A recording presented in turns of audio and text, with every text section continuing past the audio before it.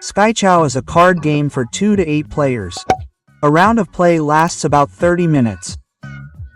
This video explains the rules of SKYJO and SKYJO Action. The basic rules of both games are the same, so let's start with those. The additional rules and special cards of SKYJO Action will be explained in more detail later in the video and at the end. The game consists of 150 cards. Each individual card appears 10 times, except for the -2, which appears 5 times, and the 0, which appears 15 times. The numbers shown on them also count as points at the end of the round. First, the cards are shuffled well. Each player receives 12 cards face down. Each player places their cards face down in a grid of 3 rows and 4 columns.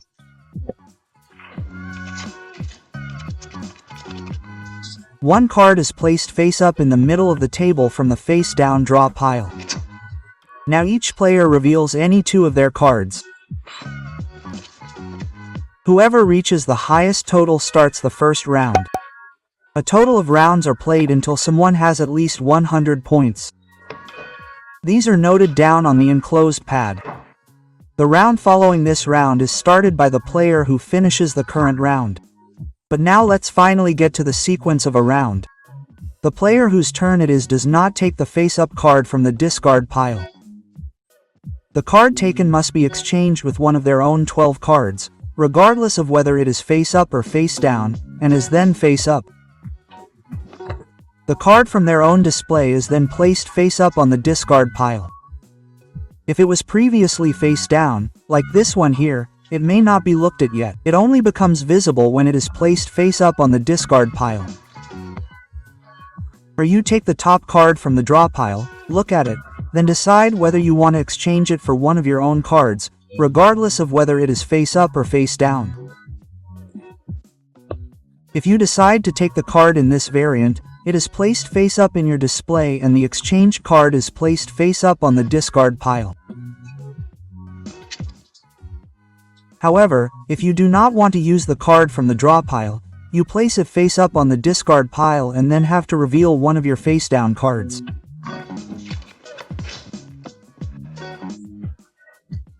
If you have placed 3 identical cards in a column, you place them on the discard pile. This also applies to the end of the round, and here we come to the first difference between SKYJO and SKYJO Action.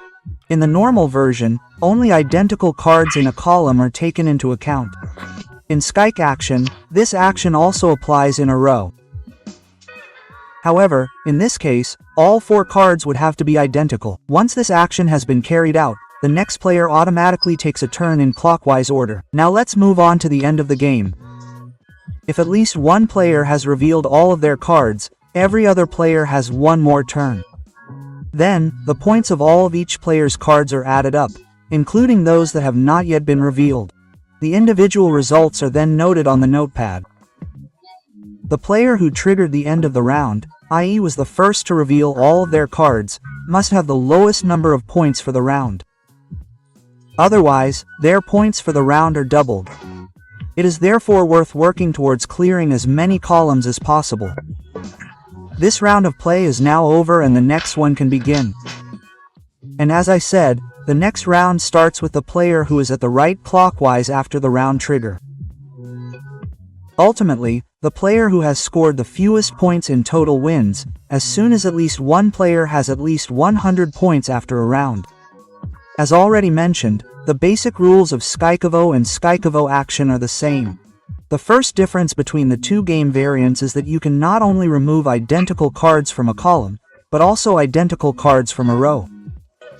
In SKYJO Action, there are a handful of additional action cards. The symbols on them are self-explanatory in most cases, such as the star card. This is considered a joker. It can be placed in any position and then has the number of the player's choice.